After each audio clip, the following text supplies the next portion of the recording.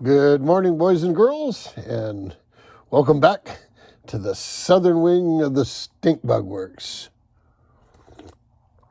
That super secret research and development division of Dr. Jet Laboratories, where we sit around all day and we invent things and we make stuff. Some of the stuff we're making is these two boats. There's actually a third one over there. I should never have three ongoing projects. That means I have a mess here, and a mess there. And when I clean up stuff, I usually move it from one to the other, and then sort it, and then one to the other. And when I have three projects going, it's hard to keep up. When I build a boat, I have a overall design philosophy that I like to follow. For some of them, it was, let's see how light we can make it. Another one is, let's see how festive we can make the coloring look. This one, the design philosophy behind it is, I want this sucker rugged. I want it bulletproof. I want it ironclad. And to that end, I have selected a large servo, an appropriate large speed control, an appropriate large beefy motor, an appropriately large drive mechanism, and I'm going to put appropriately stout hardware on it, just to keep the thing bulletproof. I want this to be able to, I want it rugged and reliable. That's the goal for this, rugged and reliable. And I've now got my 3/16 collet that fits the Speedmaster collet, and yeah, I like that. That's a nice snug fit there, but not so snug as I can't tighten it down. And this has 6 precision ground jaws that will clamp evenly around here, so the odds of destroying this end are greatly reduced. We'll get back in earnest on this as soon as the hardware arrives. I thought I had ordered it from Steve, but Steve has them back ordered, and that's why I didn't pull the trigger. I thought I had pulled the trigger, but I was wrong.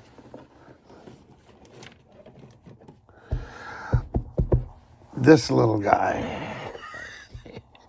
Now, this little guy, the design philosophy on this was, let's see how complicated we can make it, and then once it's really complicated, it'll be easy to operate. So I built this complicated outdrive that's all held together with one screw, and it all comes apart with one screw. Easy to operate. Well, I've hung the thing off the back. I weighed this before I put the servo arm on it, and it was just shy of 30 grams or 1 ounce. So this thing's pretty light, but maybe I got ahead of myself because the world is round. Because I'm laying out my equipment in here, and take a look at this. I've got the battery, 2 1200 packs, shoved as far back as I can get them. I've got this servo, we'll talk about this, in the back here. I've got this motor pretty much centrally mounted. This piece of tape is my CG range right there, from maximum aft to maximum forward. So that doesn't give me a whole lot of room to move the motor around because of the angle of dangle. Now I've steepened it a little bit, but I can't go anymore because now I'm starting to touch the motor mount to the bottom. So once the motor mount touches the bottom, that's as low as I can go. So I can't really go back much more on the motor. We'll just have to live with it. I've got some flotation in this sponson, although it wasn't really easy, and it's not really full either. It's just one piece of that the packing foam, not the styrofoam ball kind, but the enclosed cell. Can I get this out? Not easily. So that's going to have to do it for there. So this nose will have to get filled up with flotation, as will this hatch. And this hatch, what I'm thinking of doing is carving a duplicate hatch out of foam that'll kind of sit down in these edges and fit in there, and then fit this to it so that it'll, go over this gap. And if there's a servo or a motor mount or something in there, I can hog out the foam and eventually glue that foam in. So I'll just have a drop-in, snug-fitting, uber cool hatch. Now, before I get to that, let's look at this. Okay, so this guy is on here. He's sanded pretty smooth. I used a servo arm, in fact, the longest servo arm I could find, for my control linkage, and the servo arm goes through this center pivot pin, so it's completely centered, and I know everything's good to go on it. So here's my plan. Since you see the control arm gets fairly close to the transom in both directions of travel. Oh, by the way, this thing is just uber tight. There's no slop in it at all. So right there is where it's going to be. So what I'm thinking of doing is making a pull-pull arrangement. Now, you may be scratching your head going, how's that going to work? Well, remember the old Sullivan 507 cables? They were a yellow plastic tube that was, a little bit bigger than a 16th, probably 3/32 outside diameter, and in it went a 1/32 cable, very much like a bicycle brake cable. And we use those in small airplanes, and with really small airplanes and small control surfaces and short exposed cable runs, you could use them in a push-pull configuration. But if your cable length that was exposed, was of any length, or the control surfaces were of any size, you'd have to use them as a pull-pull. But they made a great pull-pull, and in fact, they make easy connects with 1/32 holes that are just the ticket for those things. So,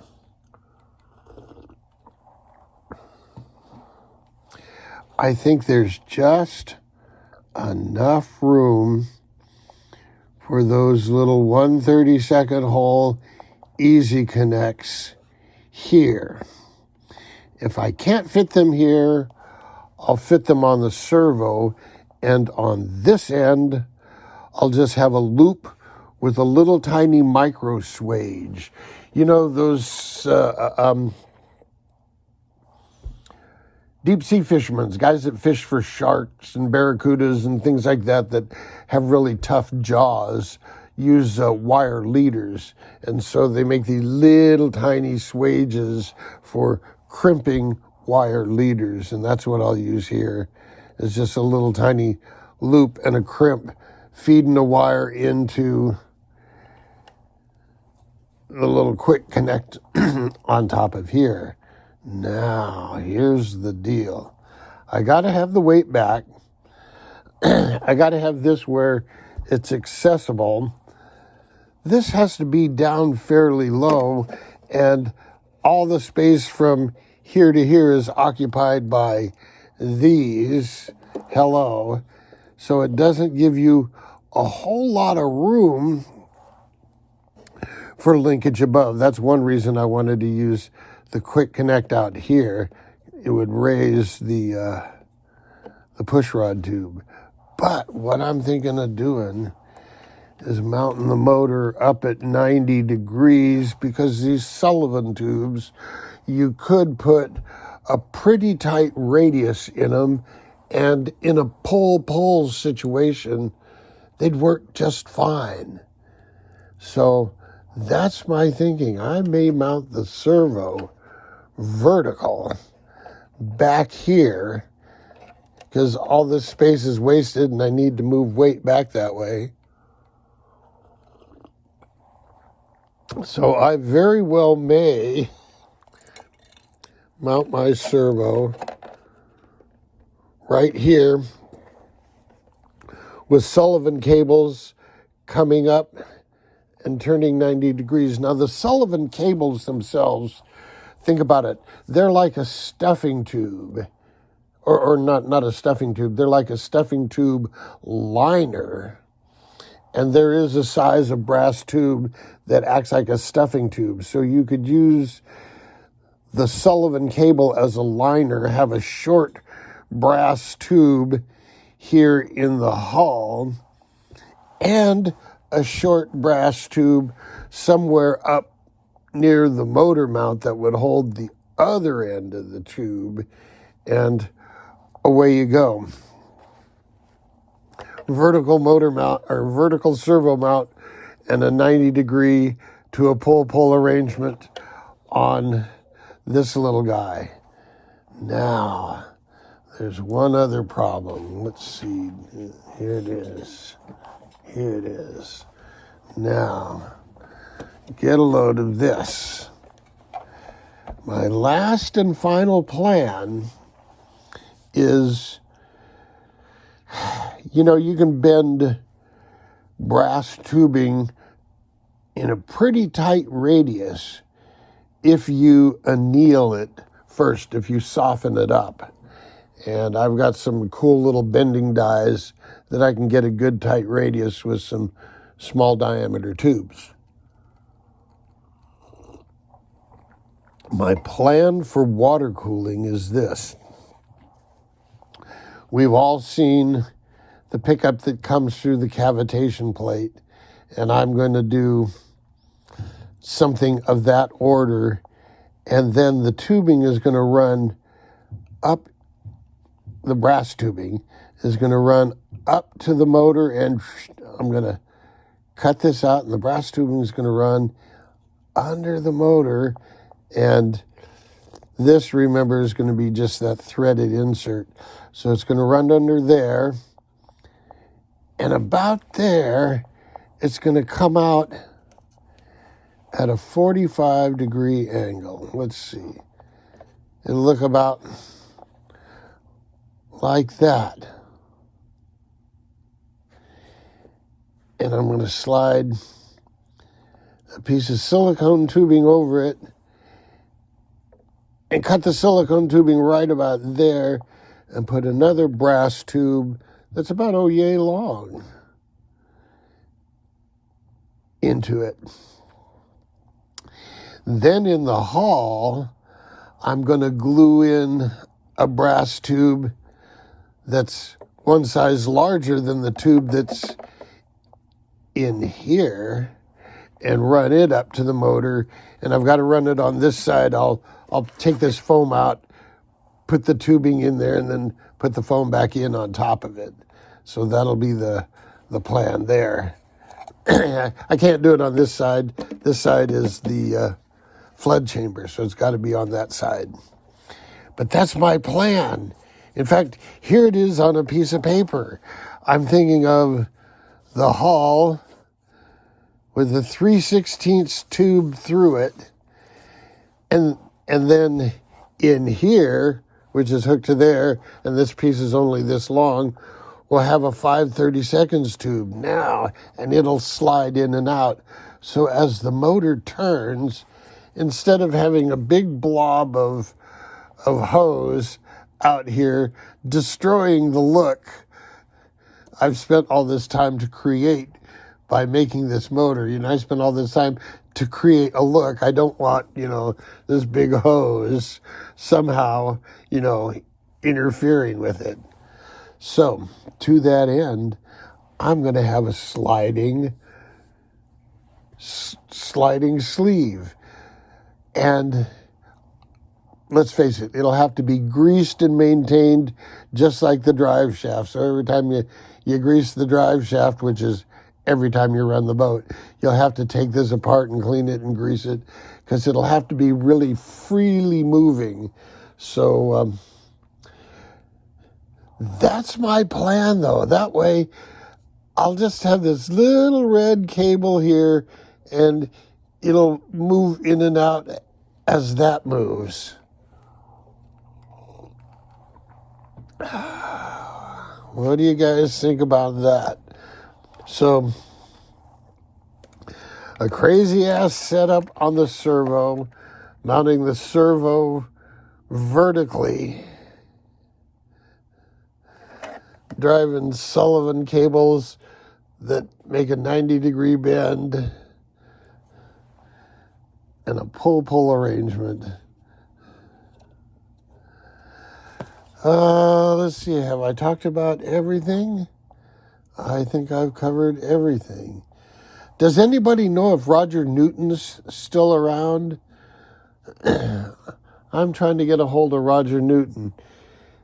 Back in 2006, 2004, somewhere around there, when I built the first short circuit, I got a set of plans from Roger. They were actually blueprints. And then his website was down for a long time, and now it's back up. And so I want to try to get a hold of him and see if I can get a plan for the ML Boatworks Tide, but I can't seem to get a hold of him. I can't get a hold of Mike L. either, so that project's kind of on hold for a while, but that's okay. I have this to work on. So there you go. Status update. Until next time, jet out.